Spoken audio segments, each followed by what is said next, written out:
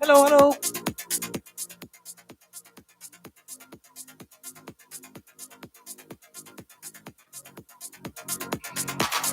All the fear, the world you see is not what's in my head. In my head, rub the tears from my face, scratch my eyes.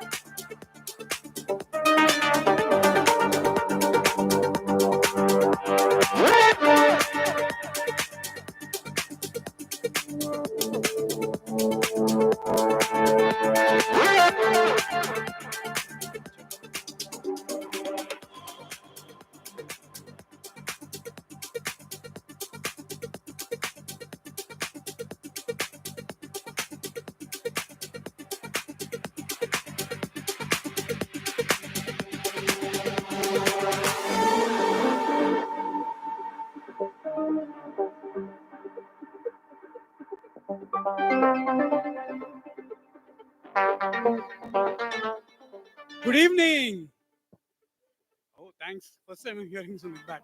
Okay, good evening, folks. I'm Jaydeep, head of marketing at BluArmor. I'm just taking a moment to savor this crowd. The last time we did a launch for C30, it was a much smaller crowd in our office. And I'm thankful that some of the people who attended that launch are here today. Thank you, guys. You know who you are.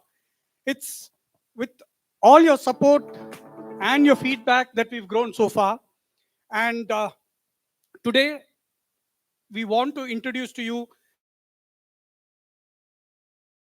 the new gen in Intercom. So I won't waste too much time.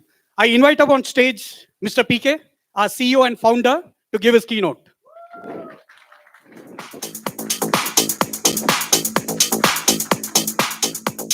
All right. Good evening. Welcome. Jaydeep was reminiscing about 2 years ago. We are very, very excited about today because we have something really interesting to show all of you. Um, you know, uh, uh, the first few days of BluArmor, or maybe the first few years of BluArmor, when people would ask me what does BluArmor do, I tell them sort of what we were working on, and the immediate next question would be. What do you ride, right? And I would have to look sheepishly at them and say, actually, I don't really ride a motorcycle. And they would be like, then why are you working on this, right? And that was a question that stayed with me for years. In fact, Joem likes to point out that the only reason Srini and I renewed our two-wheeler licenses is because we had to test the product, right? So I can't really say motorcycling was my passion. Maybe it's a recent passion, but not for very long. But what I am very passionate about is building great products from India. Right? That's something I've been passionate about for a really long time. And I think today we have something to show you that maybe fits that bill. Right? I come from the semiconductor industry. And one of the things with the semiconductor industry or semiconductor ecosystem in India is that it is flush with phenomenal talent, right? You take any of the semiconductor MNCs in India, you would be blown away by the amount of talent that's available, which sort of begs the question, okay, we have all of this talent, why aren't we building the products we use? Right? You think about any high-end technology product, we don't build it for ourselves, right? It's a question that's plagued me. It's a question that's plagued Srini. It's a question that's plagued a number of our friends. And I thought maybe it's time to try and do something about it. And the way to go do that or way to make that happen is to get close to the end customer, right? With the semiconductor world, you're quite far removed from the end consumer. And I thought, okay, we should start a product company that is close to the end consumer. And that's how BluArmor was born. And the first thing I did was I started talking to a number of manufacturers, people who'd been there, done that, guys in the consumer automotive space, just to get their view on what does it take to win, right? How do you build this product? How do you take it to market? What are you supposed to do? And the one thing that came through across the board, right? And they didn't maybe say it in so many words, but they sort of said, Indian customers will pay only so much, right? And I thought, that's maybe not so much stereotyping is not good. And I felt it was also triggering some sort of a vicious cycle in the sense that, manufacturer thinks consumer will pay only so much. So manufacturer says, okay, consumer is paying only so much, so I will cut corners. And then the consumer turns around and says, anyway, the manufacturer is cutting corners, so I am going to only pay so much. And that cycle keeps repeating that at the end of a few years, you're looking back and wondering, why don't we ever build good products out of India? Right? And that's again is a question that bothered me a lot. That the minute we make that stereotyping, we're putting ourselves in a position where we can't really build exciting stuff. But as I thought about it, one thing that struck me was that the manufacturers were right in some ways. It is very, very difficult to earn that extra rupee from the Indian customer. Right? There's no doubt about it. I can tell you from personal experience that it's extremely hard to get that Indian consumer to pay that extra rupee. But that is not a sign that the consumer is cheap. It is a sign that the consumer places a lot of premium on value for money. It is important to distinguish what we think is cheap from what we think is value for money, right? And you look at India over the last few years with the way the demographics has played out, high disposable incomes, people spending on what they like, and placing a premium on value for money. So that's the lesson I took back from that whole series of conversations and reflections, where I said, okay, whatever we build, it is important for us to be able to justify that value for money. So when we built the C30, we said, okay, what's the best way to deliver value for money? And we said we will build the great Indian of intercoms, right? I mean, you think of any great Indian thali, you think there are like 100 items. Nobody can possibly eat all 100 items. But then you claim value because there are 100 items, right? So we made two judgment calls when it comes to C30. The first one was that it will be super feature heavy, that every little feature we can think of will go into the product. That was the first judgment call. The second judgment call we made was we said, okay, you look at a Senna, a Cardo, which are the world leaders in this space. They price their product at 30,000, 35,000 rupees. Considering purchase power parity, the right price for India is maybe one third that number. So we said we are going to be at 11,000 rupees and we are going to offer this product that is feature heavy.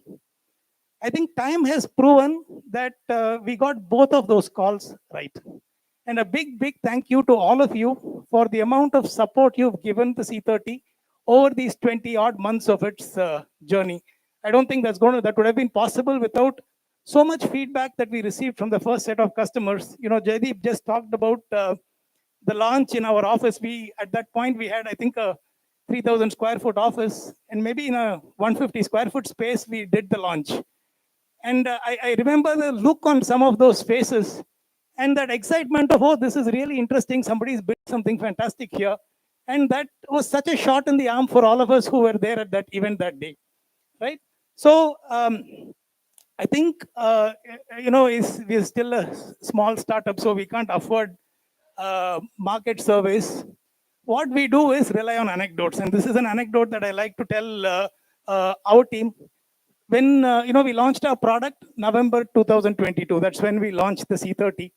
And in December 2022, we drove to Goa for IBW. We must have crossed, I think, maybe 400 motorcycles, and we counted a total of 7 intercoms, 5 Sennas, 1 Cardo, and 1 C30. That was December 2022. And then we again, November 2023, we went to, I think it was Ridermania. So we, again, same thing. We drove from Bangalore to Goa. And similar number of motorcycles, 400 motorcycles. We counted 75 intercoms, right?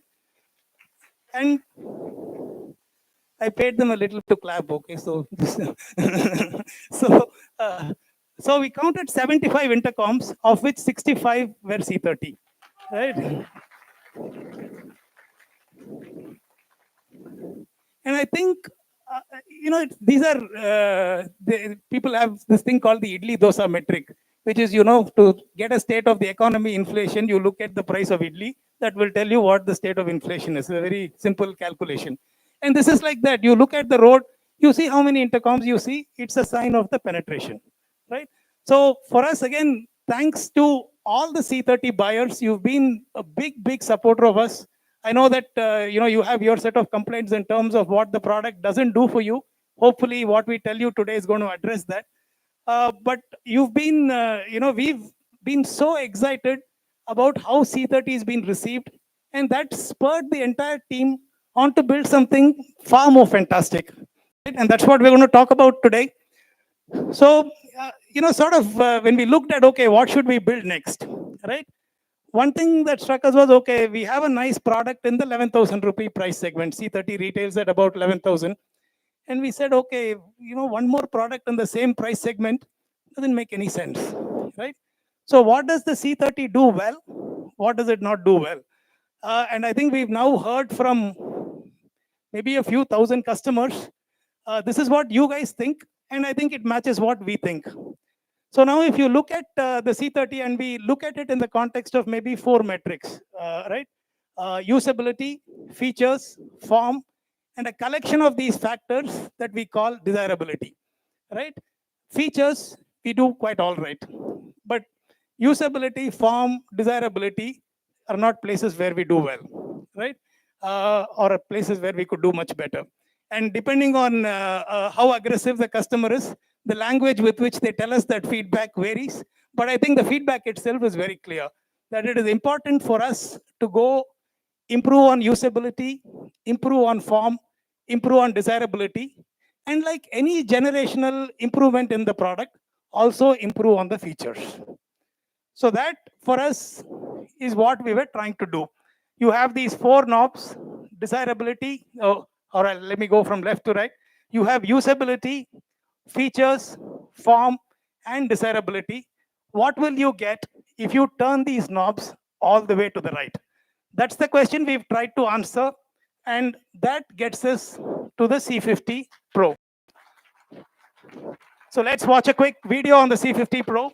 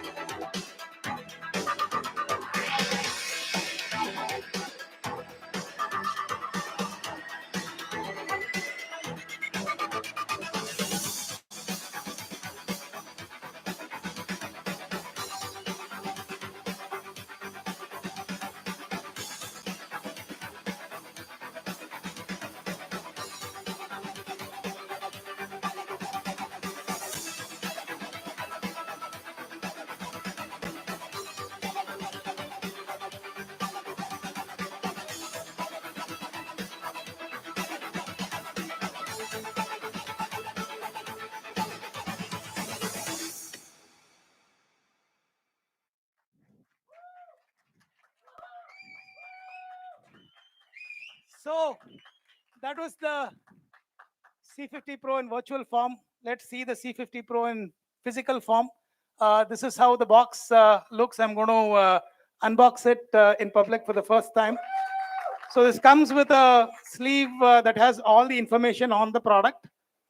And then the box opens up like so.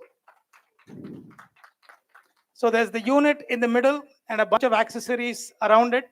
And we're going to talk about all of that over the next half an hour or so. But this is how the unit looks. So let me show you what the docking experience looks like. So for people who ask, okay, we don't want wires, we want it to just attach, here is your answer. You're seeing a lot of things that I'm going to talk about. I know there are a lot of questions in your head. We'll walk through one by one. So I'm going to just do that one more time. I'm going to request Rohit to turn around.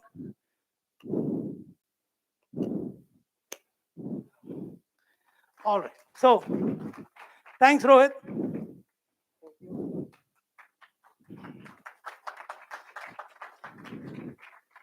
So let's try and unravel those questions one by one.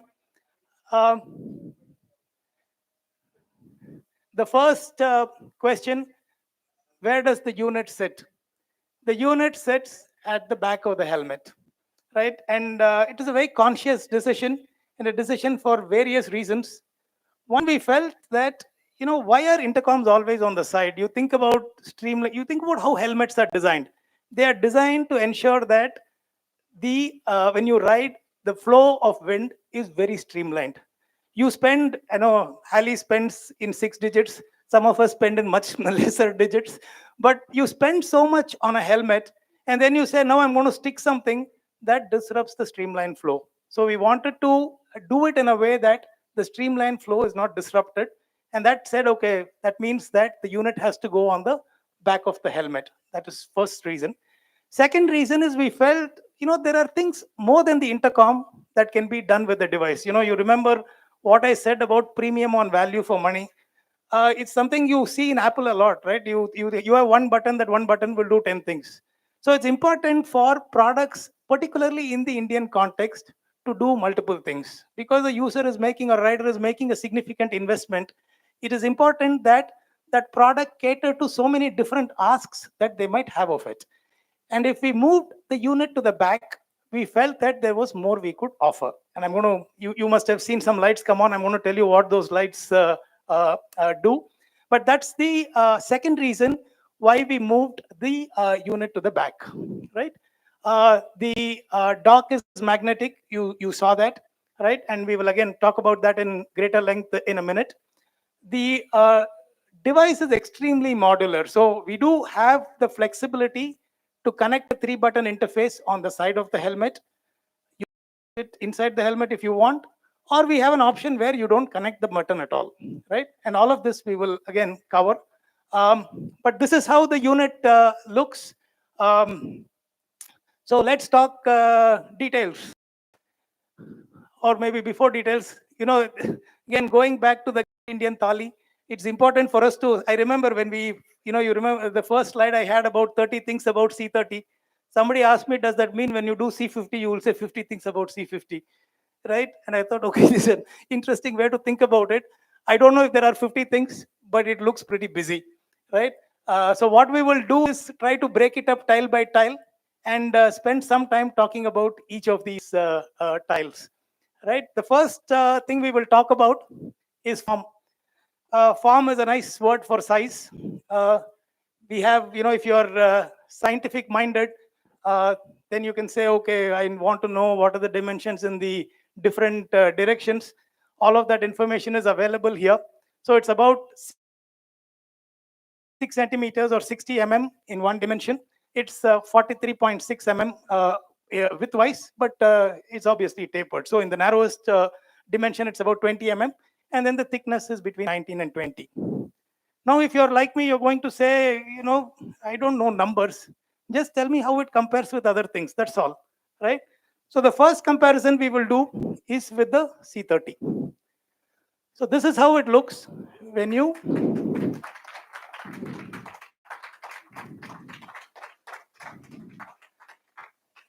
these are all to scale, okay? don't imagine, oh, there's some magnification, no camera effect, nothing. These are to scale. So it is about half the bulk of the C30, right? And now you might say, come on, man, it is one generation of your product to another generation of your product. So of course it will be smaller. So that's not really such a big deal. How do you do when you compare with the world's best? Right? How do you compare with the 50S? How do you compare with the PackTalk Pro? That's the question. So how do we compare?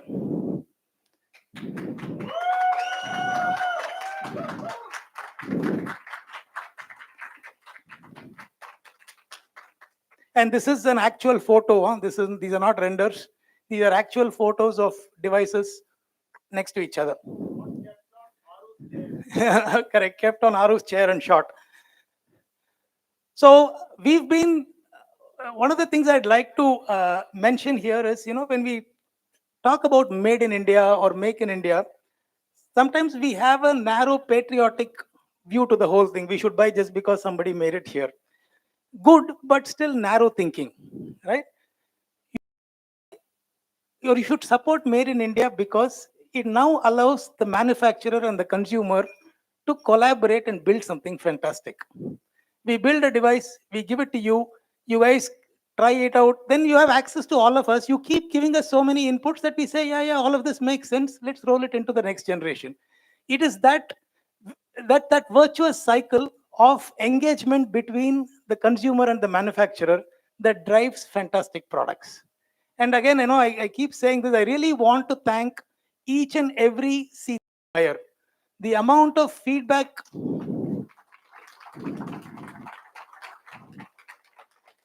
the amount of feedback we've received from the C30 buyers is gone a long, long way into how we've thought about the C50 Pro, right? I know Vijay was particular. He said you have to have speed dial. I remember that he took the unit. He went from Bangalore to Hyderabad. 2 days later, he called me, but you don't have speed dial. You should add it. And I think 2 weeks later, we added it, right? And I can give you many such examples. We've had number of people come up and say, this other device does this well. Why can't you do it? And we say, oh, okay, nice idea. We'll go do it, right? And I think that engagement between the consumer and the manufacturer makes for fantastic development. So, we welcome feedback. We think it's a great, great way to make the product better and better. So that is size. Okay, let's talk usability. So let's first start talking about the magnetic dock, or the Mag dock as we call it. So if you take a Sena device or a Cardo device, one of the things, one is magnetic, the other isn't.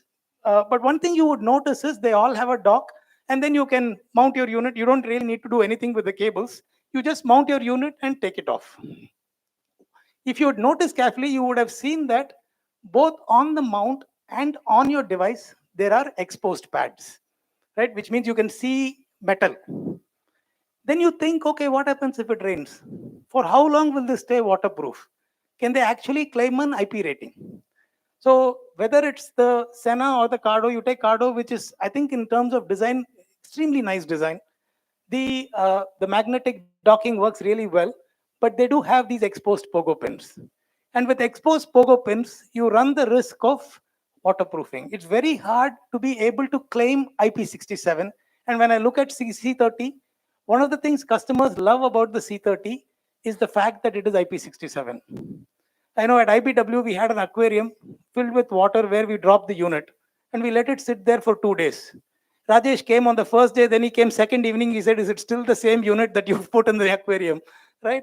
And I think it goes a long way because you're using the device in so many different situations. And it's important for us to be able to claim that. That is not possible when the pads are exposed. But how do we give you that magnetic experience without exposing the pads? That is really where we've innovated. So the C50 Pro comes with a magnetic connector. The USB-C connector on the C50 Pro is a magnetic connector. And because it's a magnetic connector as opposed to exposed pads, we are able to maintain IP67 rating, right? Something very important for the kind of usage that the device will see. So it is all-weather ready. And now you think, okay, you have a magnetic port. What else can you do with it, right? So we said, okay, what we will do is on the charging kit, we will add a magnetic connector, which means that charging is now magnetic, right? So you don't need to really plug in the cable. You just take the charging cable close to the unit and it will start, it'll attach with the magnetic force and start charging. The next thing, and this maybe we should spend time on. So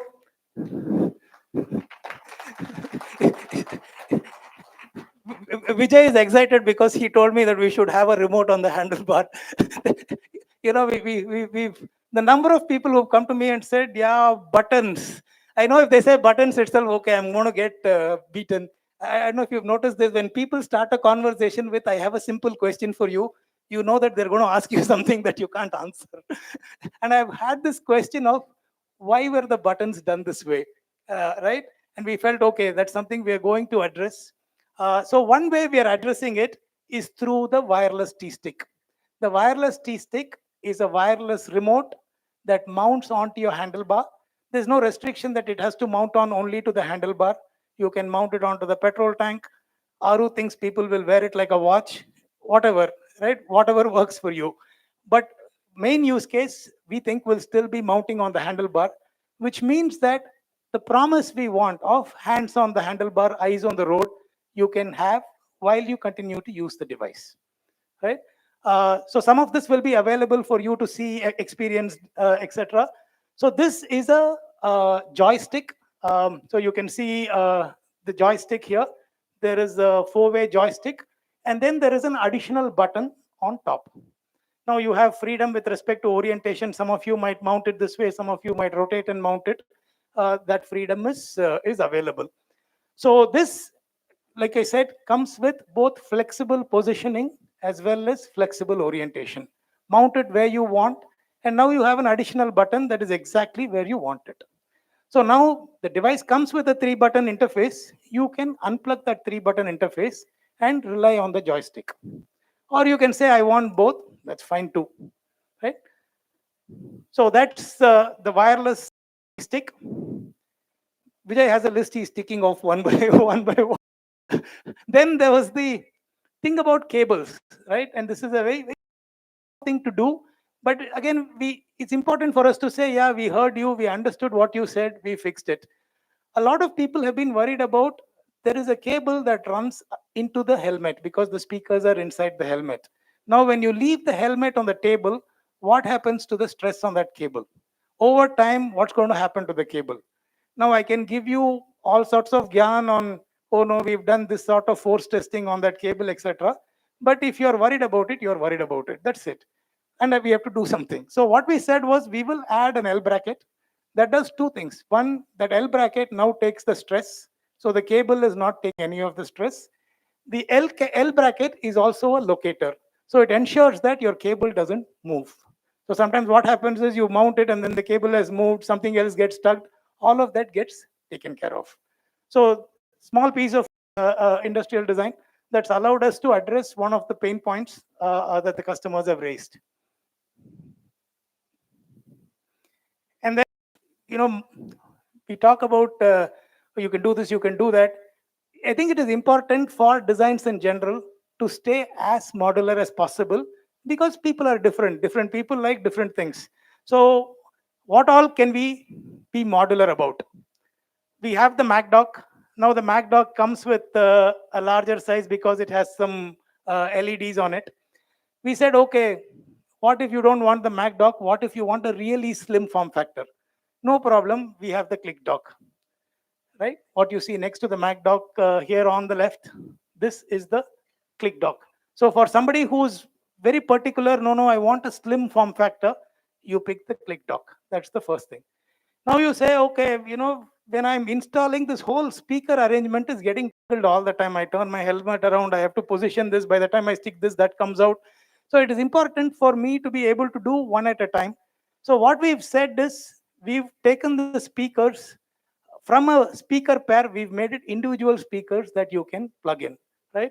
So we have the wiring harness here, and each of the speaker cables, the mic and the buttons plug into the wiring harness, right? So you can first attach one speaker, attach the second speaker, put the wiring harness, you just plug into the wiring harness, right? If you're my age, then if you're used to connecting RGB cables to the back of a VCR, then you know exactly what I'm talking about, right? We also have two types of mics. There are people who said boom mic is large, we want a wire mic or a button mic. Heard you, is there in the C50 Pro. So C50 Pro comes with both types of mics. You can get the boom mic or the button mic. So modularity, again, is a big play for us because we think now so many different use cases. The best solution to all of those use cases is in making it as modular as possible. I'm not talking about the connection to the helmet itself. Is it adhesive? What else do we have here? You will see that when we show you the parts that go into the product. So that's on the usability aspect or the industrial design. Again, it's an area where if I look at C30 rating, it's an area where users have ranked us very low. And that's something we've set out very hard to address, right? Whether it's form factor, whether it is usability, whether it is modularity, lot of hard work has gone in to make sure that, and I should have maybe started off with this, right? Our vision for C50 Pro is to go compete with the best in the world in their market, not in our market, in their market, right?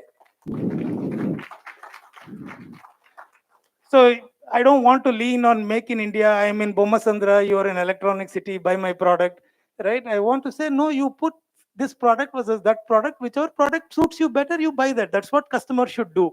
And I think we're ready for that with the C50 Pro. So with features, when you experience features, you largely see the software side of the features, all right? But it's important to understand that what makes all of those features possible is the hardware that runs underneath, because it is the power in the hardware that enables the software, right? This is, sorry. Alan Kay said this about 40, 50 years ago, and I think it is absolutely true. So talking about hardware for a second, we have an upgraded Bluetooth controller, we have an upgraded audio driver, we have an upgraded mesh controller, we have an upgraded central intelligence unit. All of the hardware pieces that go into the connectivity or that go into the intercom platform have been upgraded from the C30 to the C50 Pro. And you're going to see what that means in terms of features, right? So let's start with multi-point connectivity. And here, it'd be, see, if you think about the number of use cases, you would have somebody who says, I have an iPhone that I use for listening to music, but I don't want to mount my iPhone on the handlebar. So I have a second Android phone that I mount on the handlebar that I use for maps. Can you mix the audio from the two phones? Yes, we can, right? That's first one. Then we have somebody who says, I have an Insta360, I have a GoPro 12. Now, I don't want to put a second mic to record for my action camera. Can the mic of the intercom record for the action camera? Right? Yes, we can.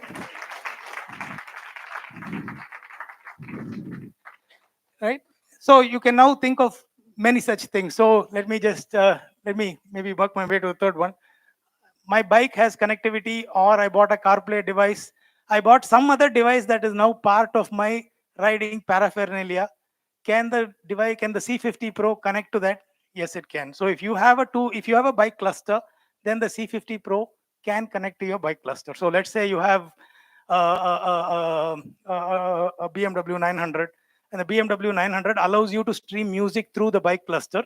Now you can connect this. This is not maybe so hot in India, but if you are in a country where you think, no, I need a radar detector because I want to be alerted when somebody is waiting for me with a radar gun, you can connect a radar detector also to the C50 Pro. So any alert from that radar detector will also play for you, right?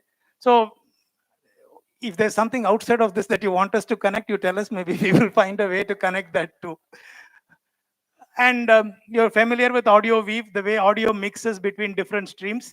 That is also part of the port weave offering, right? So we've expanded audio weave now to call it port weave, in the way that you can weave multiple ports, multiple devices into the C50 Pro, right? So again, second phone, action camera, cluster, GPS, radar, all of these devices. So we have two connections. You can decide how you want to play across those two connections.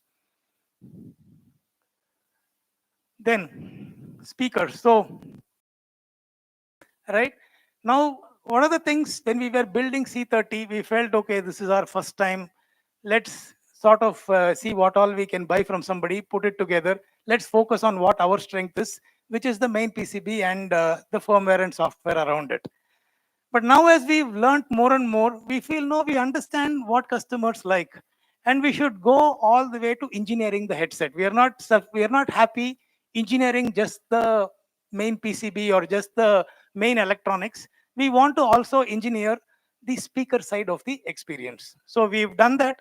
C50 Pro comes with Tuned by Blue signature hardware. We are debuting Tuned by Blue with the C50 Pro, where we are taking ownership of curating the listening experience for you, from the SOCs to the firmware that is written on those SOCs, all the way to the type of diaphragm and the casing around the diaphragm.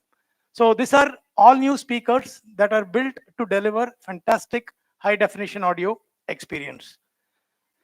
The other aspect of the audio experience is the noise reduction algo, and where we've heard, yeah, good, but can be better. So we said, okay, what we will do is we will retain what is good and we will build on top of it. So C30 had a single level noise filter. What we've now done is retain that noise filter, added a second layer of performance on top of that noise filter.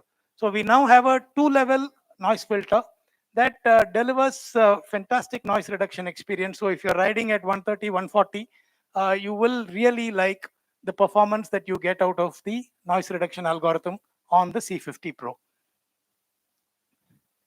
Right, Aura. So, when I docked the device onto Rohit's helmet, you would have noticed some lights flashing, right? So, like I said in the beginning, we think one product should do multiple things. It's not enough if it is just an intercom device. It should do much more than being just an intercom device. Now, as riders, you're we're exposed quite a bit, right? You ride next to a truck, you don't even know if that guy saw you or is giving you the respect that you deserve.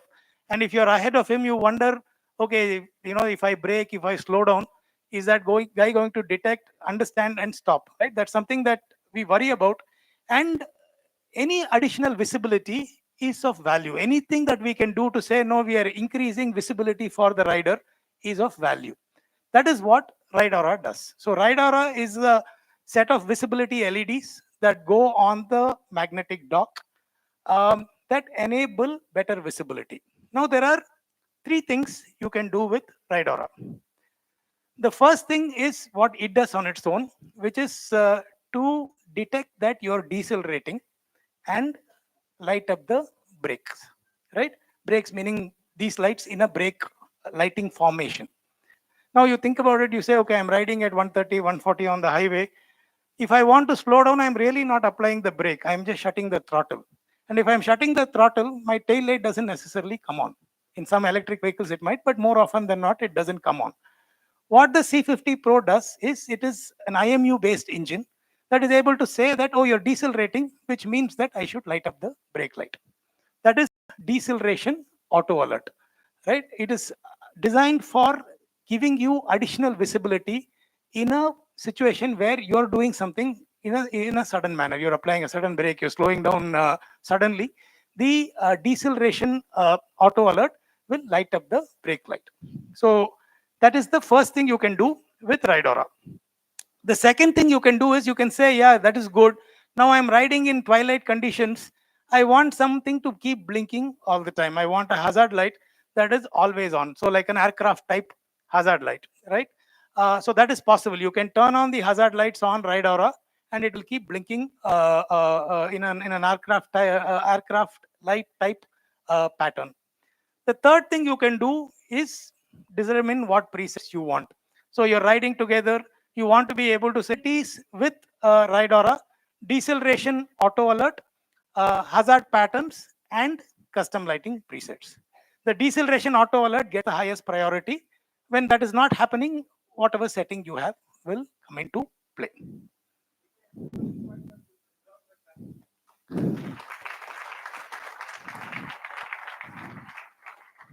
Thank you, thank you. Then we have crash detection is not something I'm going to spend too much time on. It's not a situation any of us wants to find ourselves in, but unfortunate events happen. And let's say you have a crash, the IMU again detects the crash, allows or sends an SOS alert to an emergency contact. So this capability is also part of C50 Pro.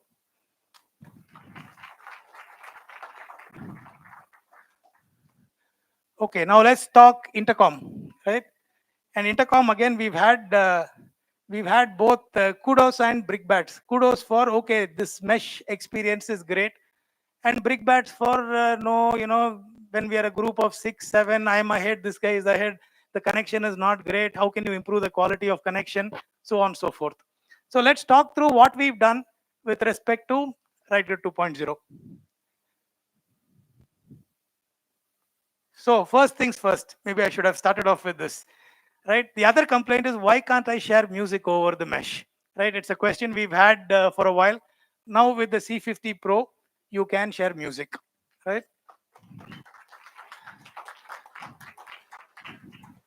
So we see music sharing in two ways, right? The first way is that you ride with one other person. Now that person might be your pillion, might be one buddy you ride with. It's a two-person riding scenario. Doesn't necessarily have to be pillion. That person can be 600, 700 meters away. We're still calling that the two-person or two-rider use case. In the two-rider use case, it's only you and another friend. There's no cause for confusion because the communication is also clear. We deliver low loss, high fidelity music, and both riders can control the music. So let's say I'm riding with Manan. Manan is streaming music. I am listening. I can go switch to the next track, right? He doesn't like it, he can go back to the previous track and we can keep doing that for a long time. But that is possible to do with the C50 Pro in the two rider use case, where you can share music and share music with low loss, high fidelity, and we give both riders equal controls. You think of it like a democracy, each person gets equal rights.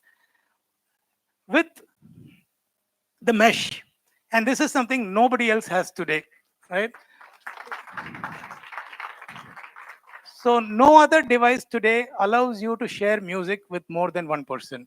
The PackTalk Pro doesn't allow you. The 50S doesn't allow you. At best, they allow you to share music with one person. We now allow you to share music across the group.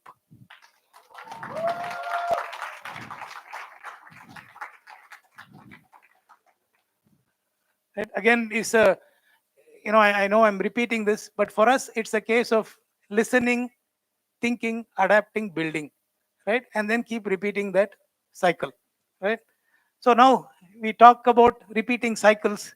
We have a new technology that we've added to the mesh, what we call active link tracking. And some of you might be familiar with this experience, right?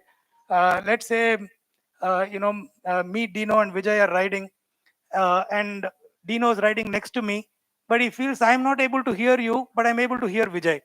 Vijay is half a kilometer away. I should be able to hear you because you're right next to me, and I'm not able to hear that. And it looks like, sounds so basic, right? You just have to see who's next to who and then adjust. That's all.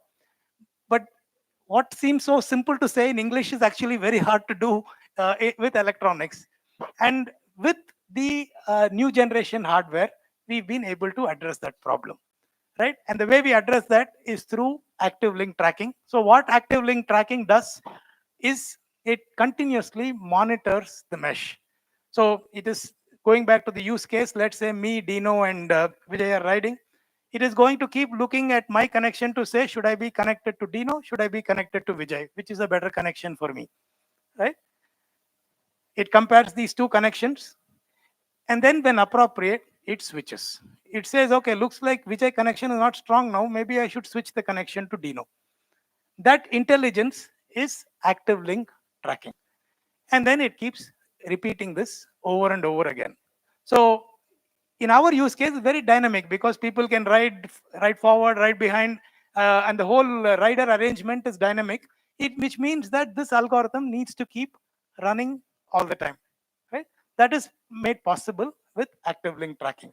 So now when you ride as a group, you will have a much better connectivity experience where you feel like, okay, this is more consistent with common sense logic of how a mesh should adjust its connections.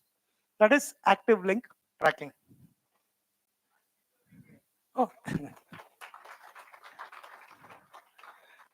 okay. We're not done now. We have more.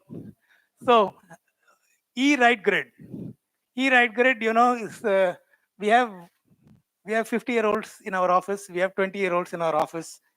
And the minute we came up with this name, the 20-year-old said that looks like a kind of name that you guys will come up with. Right? That you're coming up with, it looks like email and nomenclature like that. But e-ride grid is our mesh over cloud solution, right? What does mesh over cloud mean? Sounds like a fancy term. You can say in a simple form, in its simplest form, it's like a WhatsApp call, right? Three of us are riding together. We start a WhatsApp call. That call is running over the cloud. That is cloud intercom, right? I'm just using a WhatsApp service to initiate that call. Now, the challenge is, okay, you can do that, no problem. Three of us are riding. We can open WhatsApp. We can set up a group call. The minute one of us loses network, let's say you're riding through the Ghat section, you lose network, what happens? It is not going to reconnect. And when you're outside the network, it is obviously not going to work. So it's not going to work when you're outside the network. It is not going to automatically restart when you come back into network, right? So what we want is a solution that says, okay, I have two types of mesh intercom solutions. One operates through the hardware that you're wearing. The other operates over the cloud. And whichever is better, we will switch from one to the other on a per connection basis, right? So Manan might be out of range, or let's say Rachit is at home, but he wants to still participate in the call. He's definitely out of range now because he's at home, but he can participate over the cloud, right? So one way to think about it is, okay, when I ride through the highways, range is good, I'm getting good line of sight, so mesh intercom works reliably well. But when I enter the city, suddenly there's so much traffic, there's so much interference that what looked like 600, 700 meters range suddenly became 100, 150 meters range. If between me and my fellow rider there's a truck in the middle, the signal doesn't even go through, right? So in a situation like that, you can say, but now you're in the city, network connectivity is much better. So maybe it should switch from ride grid to e-ride grid. That seamless switch between ride grid and e-ride grid and back to ride grid as appropriate is our cloud intercom solution.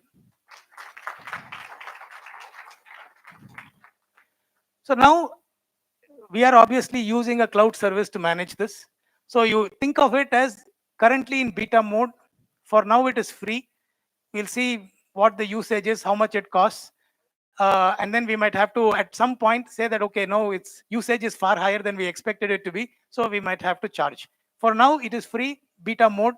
When it goes to a chargeable thing, is you just keep in mind that maybe it will, depending on the type of usage. Then group control features. So we have, one of the interesting things for me is to listen to group dynamics, right? And understand, okay, what sort of dynamics is there in this riding group? Is it a democracy? Is everybody equal? Or is there one boss who says, okay, guys, do this, do that, and everybody listens to the boss, right? And we felt, Captain Roy, I'm talking about you, huh? So just in case you're wondering, so we have, and we thought, so that is one thing. The other thing is, now you could be somebody who organizes rides for a living, where you say somebody like Arjun, for example, who says, oh, I have something fantastic, a nice off-roading experience. Me and my partner will take you. So Arjun is in the front, the bunch of riders who are joined for those ride on the middle, and his partner is at the back. Now Arjun might want to say something to the partner without bothering the rest of the riders. How do we enable that? So we have two features. The first one is the Captain Sweeper hotline.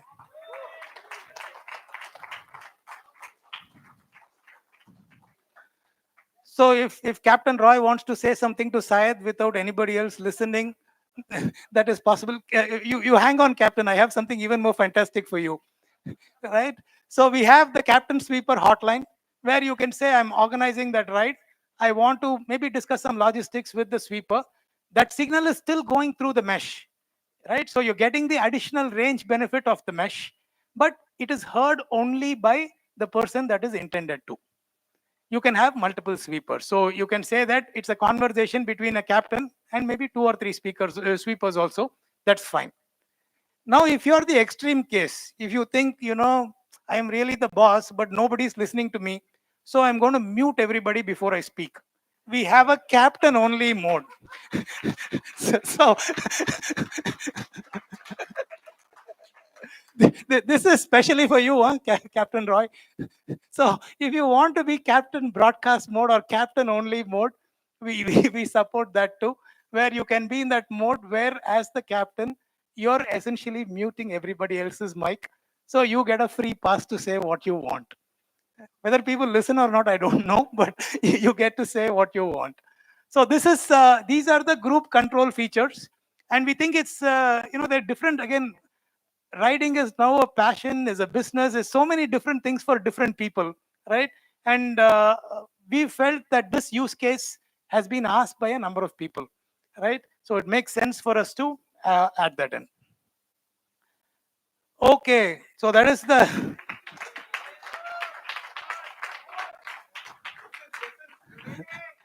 all right. So uh, that's all about the product.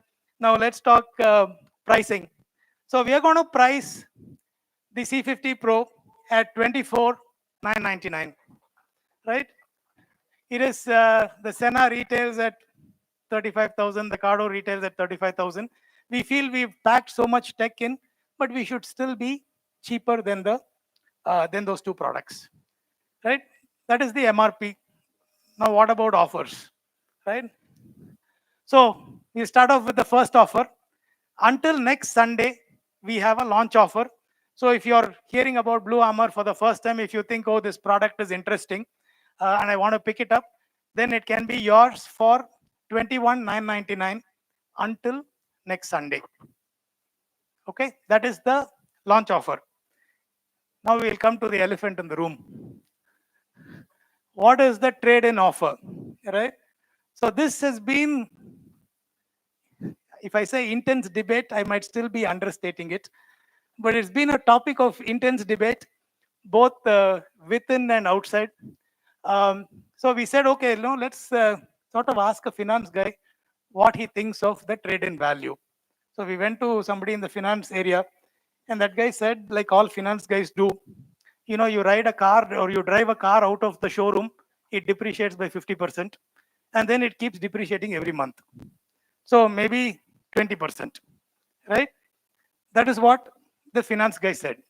And then we said, maybe we shouldn't be talking to finance guys because this is not what we want to hear. So we said, okay, let's do something else. Let's not listen to finance guys. Let's ask customers what they think. So we ran a survey where we asked C30 buyers, what do you think is a fair buyback offer for the C30, right? And when we did that, people said maybe 50%, right? We would have got maybe 400 responses. And the general response, the average or the peak response, and the average, maybe average is a better word. The average response was 50%, which puts us at a trade-in value of 5,500, right? And at this point, as we were doing all of the number crunching, it sort of seemed to us that maybe we are trying to decide with our head when we should be deciding with the heart, right? That is not a question of what makes logical sense. Okay, is this correct? You had the unit for 6 months. Somebody else who had the unit, or somebody else will say, see, I bought the product November 6th, 2022.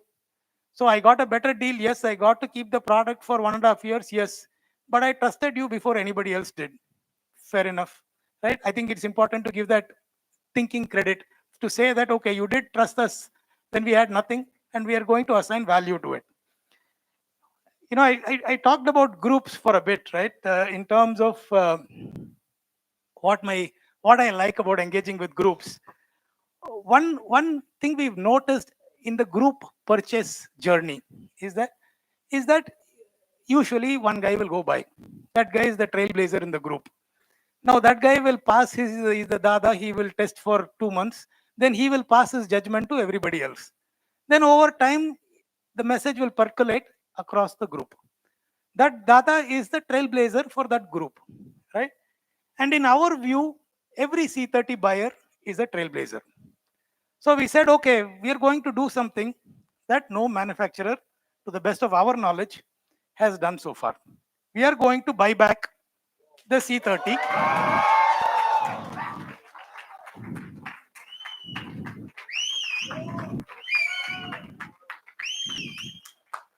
So we are going to buy back, or we are going to assign a trade-in value of your C30 at 10,999. You bought it on day one for 7,500. You're getting 10,999. We are only happy for you. Very good.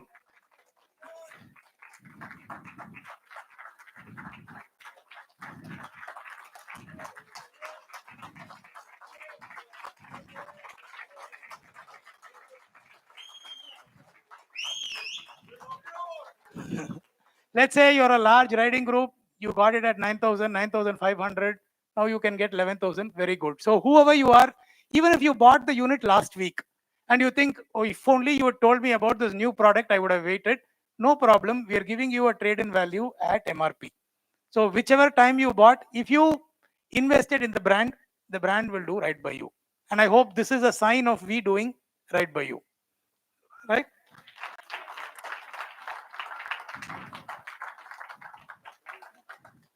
We are not done. We have something more. Right? So it also struck us that riding you don't do alone, you always do with somebody, right? So there is value. And by the way, this offer is until next Sunday, right? So please keep that in mind. We are not sure this offer will come again, right? It is not. At the end of the day, we also have to run a business. People remind us sometimes that that is what you're doing. So keep that in mind. So this offer is valid until next Sunday. Please spread the message to any of your friends that has a C30 so they can go avail this offer. Now, let's say again, like I said, the fun is in riding with somebody else. So you upgrade to a C50 Pro, and you're going to wonder, man, I wanted my friend also to get the C50 Pro. So we are giving you what we are calling the Trailblazer plus one offer. So if you participate in the trade-in, if you trade in your C30, you can buy not one but two C50 Pros at 11,000 rupees each.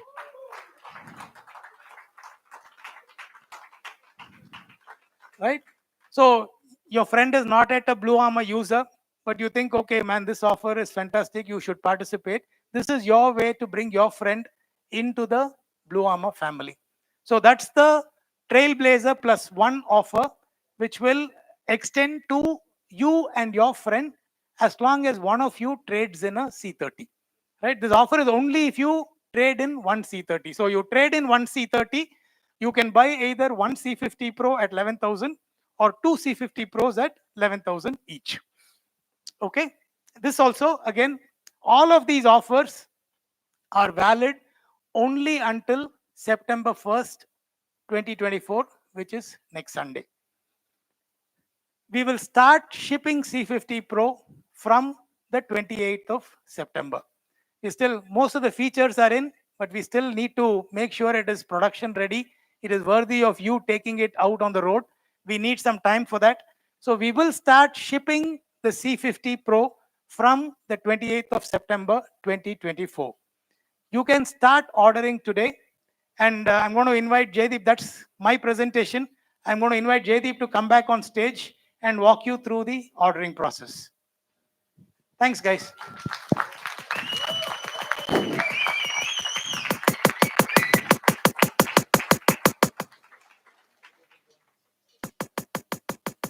I think Srini wants to say something. So one other thing I want to bring up that's not there in the deck. Some people have asked us about RideGrid 2.0 versus RideGrid 1.0 compatibility. I just want to address that as well. C50 Pro can be rolled back to the RideGrid 1.0 mode. So if you're riding in a group that has two C50 Pros, two C30s, all four of you will need to be on RideGrid 1.0. So C50 Pro supports both RideGrid 1.0 and RideGrid 2.0. But if you want music sharing, if you want these advanced features, then you have to be on RideGrid 2.0, which is only available on C50 Pro. So if you guys have a group that has both C50 Pro and C30, can be on RideGrid 1.0, no problem. But if you want all of these new features, that is only with RideGrid 2.0. Anything else I shouldn't? Okay, sorry. One thing I missed, sign that I didn't practice enough, so Srini came to beat me a little bit. There is, with C30, there's been the question of there is the antenna, we need to open the antenna and the antenna's flakiness. With the C50 Pro, the antennas are all inside. So there is no opening action that you need to do. I should have mentioned that, sorry. So C50 Pro, what you see as the device is all it is. There's no opening, there's no active state, passive state. It is only one state.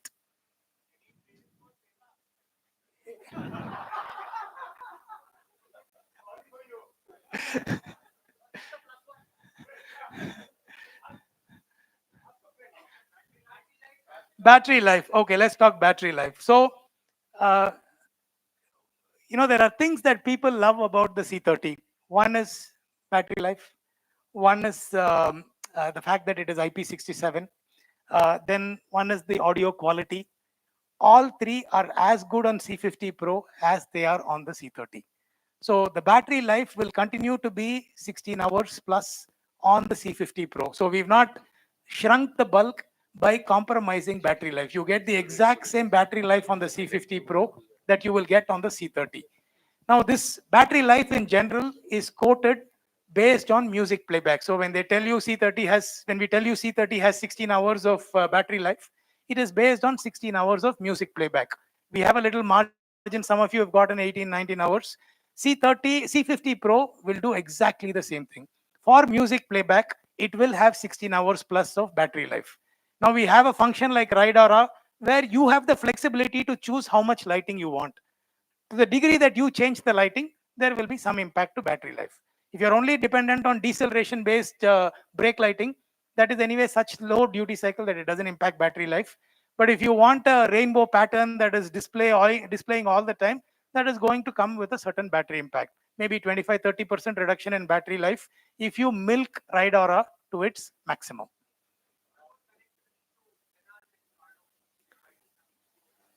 If you are riding in a mixed, okay, so let me break that question into two parts. The question, and the people who've dialed in online, so I'll just repeat the question for their benefit. So the question is, what happens if I have a mix of intercoms, BluArmor, Senna, Cardo, will they all talk to each other? So let's break that question into two parts. If you're just riding with one other person, then you can use the universal intercom feature. We support universal intercom. We support with the C50 Pro better universal intercom range than we supported with the C30. So what was 250 meters with the C30, maybe will now go to 500 meters or so. But that works as long as it is a one-to-one connection. When you have a medley of devices, then anyway, none of these protocols are compatible with each other. The mesh intercom technology that BluArmor has is different from the DMC technology that Cardo has, is different from the mesh technology that Senna has. So these devices don't talk to each other in a group. And I think Halley said it, Joem said it, we have a +1 offer. We think you should all use the BluArmor device. So please go do that.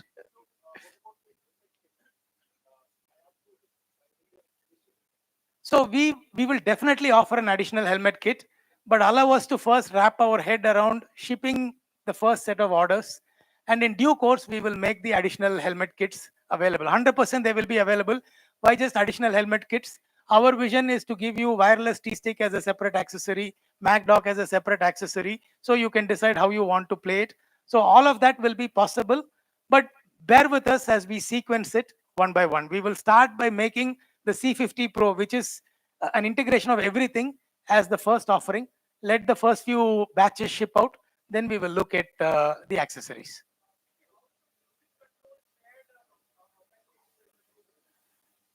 How is music control? So now, when we are music sharing, right? Like I said, there are two cases of music sharing. If you're a two-rider use case, you and just a friend, let's say me and Manan, for example, I can control music, Manan can control music because it's only two people. When it's a group, we allow one person to share, and that person stays the sharer for the duration of that call. That person can decide to turn off music sharing through a button action, but there's nothing else that can happen on the fly. Nobody else gets to control music because it gets very confusing for everybody. So in a group, so we have Buddy Connect, which is the two user case, then group music sharing, where one person is the sharer. The control that the rest of the people have is to choose to listen or not listen. So you can say, I'm going to shut off for myself. I will mute my speakers or I will activate my speakers. But you don't really get to say, no, go to the next track, go to the previous track, etc. And you will get to experience some of this in the demos that we have for you today.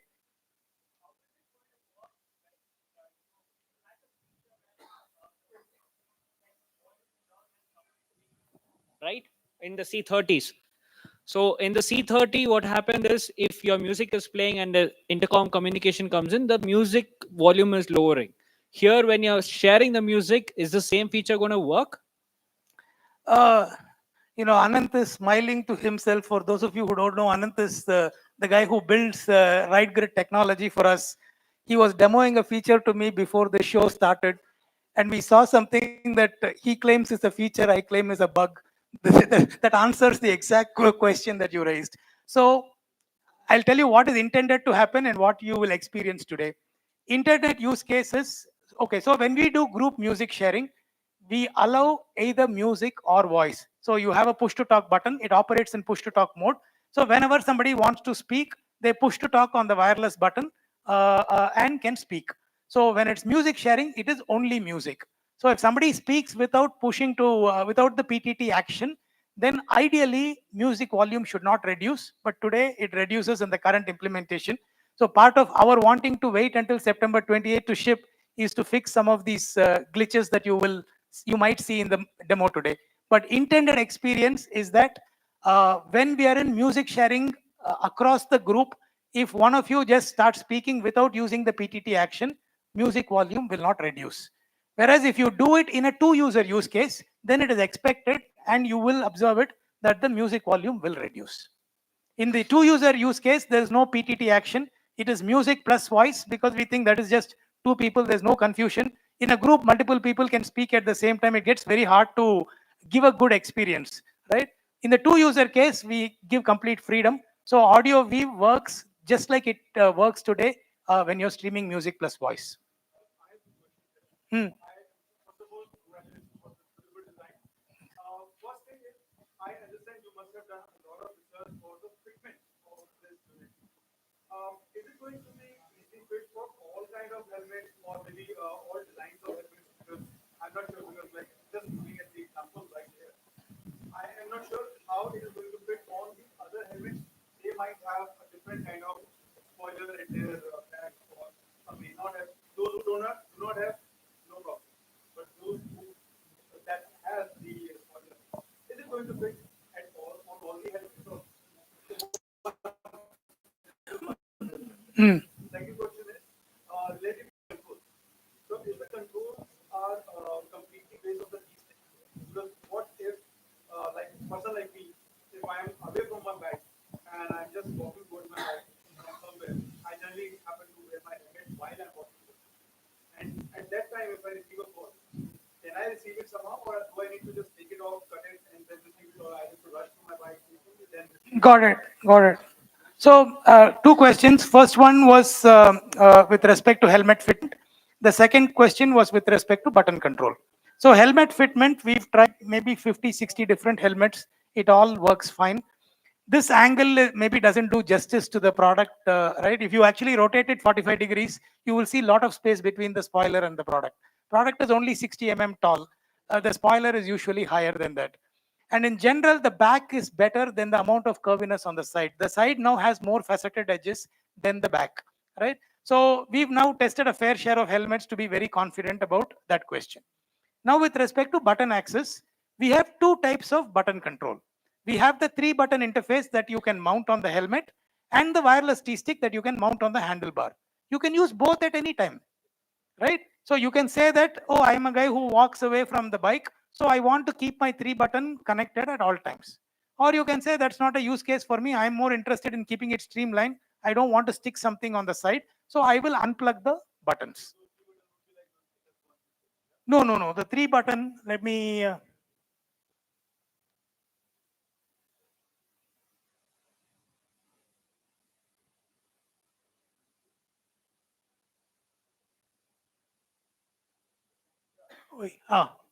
So this is the 3-button interface. So it is 3 buttons that go on the side, lot of spacing between the buttons, very easy. So now you think of it as, okay, if I had an intercom in the conventional sense, I would have mounted it on the side. I would have had 3 buttons to control. It is just that button interface that you can plug in. So you can keep this for the kind of use case that you are considering. Weight hasn't increased. I don't remember the numbers off the top of my head. Aru, do you know the numbers? you have an exact number?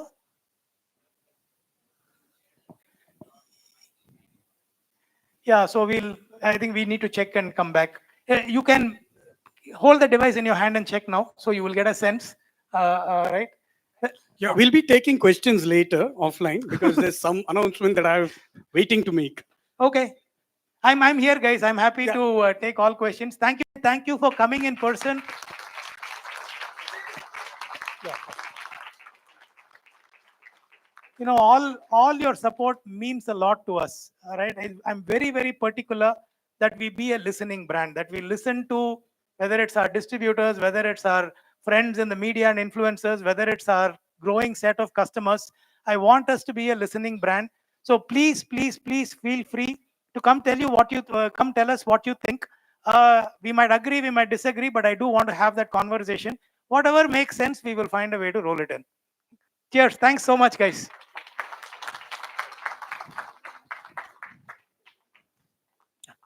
So how was that? So one thing I tell PK and the team is, if they add any more features, we'll have to conduct coaching classes. Half of it is so much tech that I can't understand. Okay. And thanks to a lot of you who've been messaging us saying, we want to buy, we want to buy. We'll put up the QR codes on the screens at the side.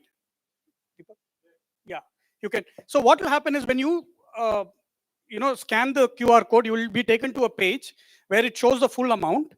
Once you check out, you will get the Trailblazer offer onto that. So that will be added, and you can make the you can place the order. Right. So we'll take a break for about 10 minutes where the team will be setting up the demos. And once the demos are ready, you all can go and see the demos, experience the unit for yourself. Plus, we also have a product experience day tomorrow. Some of you have signed up for them for it, and there are other people who've also signed up. So we can meet up tomorrow.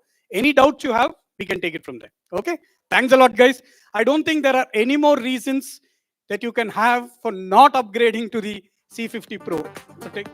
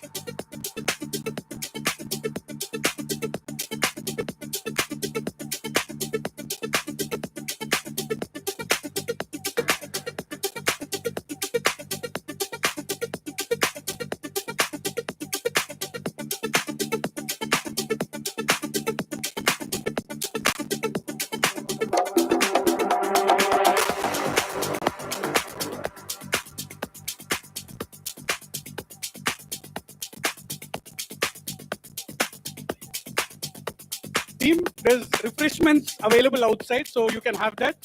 It's outside the door.